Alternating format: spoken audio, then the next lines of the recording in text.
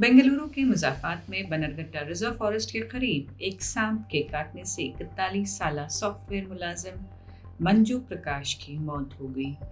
वो पिछले कई दिनों से घर से काम कर रहे थे और छुट्टी पर थे। इतवार की दोपहर वो जूस खरीदने गए थे।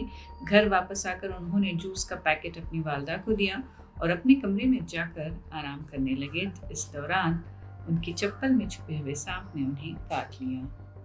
हादसे की वजह से उनकी टांग में पहले ही हिस्स खत्म हो चुकी थी, इसलिए उन्हें काटने का पता नहीं चला।